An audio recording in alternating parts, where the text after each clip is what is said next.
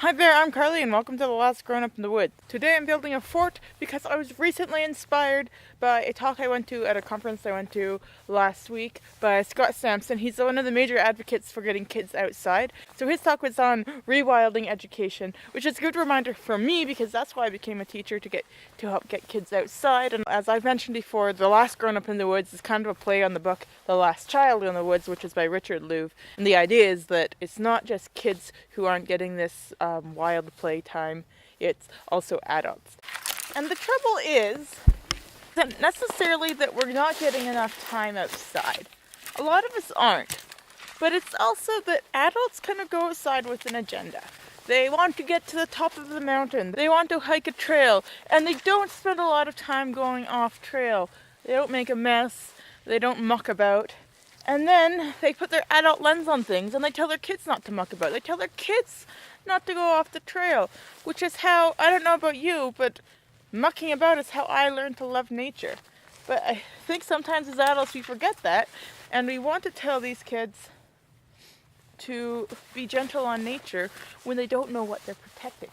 Not to mention that a lot of people with young children now have grown up in the generation of video games and spending too much time on screens. So we're now coming into the second generation of kids who have spent too much time indoors. So the intention of this channel was originally to not just get adults outside, but outside playing. So I'm going to be refocusing a little bit. Don't get me wrong, I'll still be doing a lot of the same stuff, but you might see me doing more stuff like this, building a fort. Now what you ask is the difference between a fort and a survival shelter.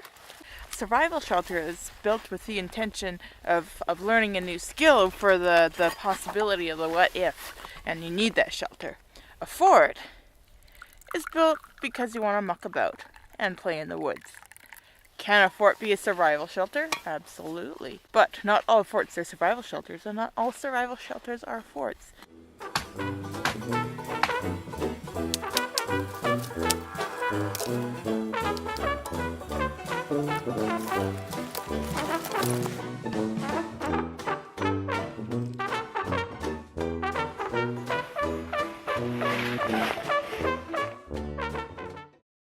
Hey, welcome to YouTuber Cribs. I'm Carly, and I'm going to show you my new fort. So I put the entrance in the back so that nobody can see it from the house, which is key. It's kind of a secret entrance, so the dogs already did find it.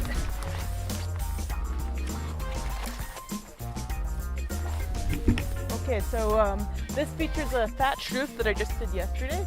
I have no idea how to thatch a roof, so it's probably completely wrong, but it should keep the snow out. I haven't gotten a chance to furnish it or decorate it yet, but come on inside. So it's just enough room for me to lie down. Of course, I'm going to be getting a carpet down here. I need to get some walls in here. I'm probably going to weave some more of this kind of grass. It just is very robust. So over here is the side where it would make more sense to put a door and make it a lean-to, but it's just going to be a bit of a viewing window, so I'm going to fill most of this in with grass. I have a window here so I can potentially watch the wildlife going by in the field over there. This is going to be the door, and this is the door, but it's going to be more door-like. Okay, so that's it. This is my fort. Hey, and I want to hear from you. What would you like to see more of from me?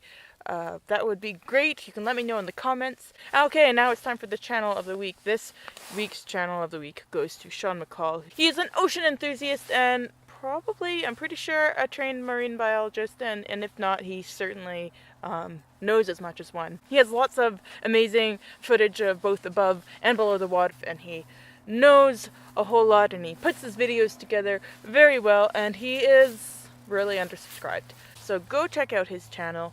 Maybe build a fort, and see you next week-ish.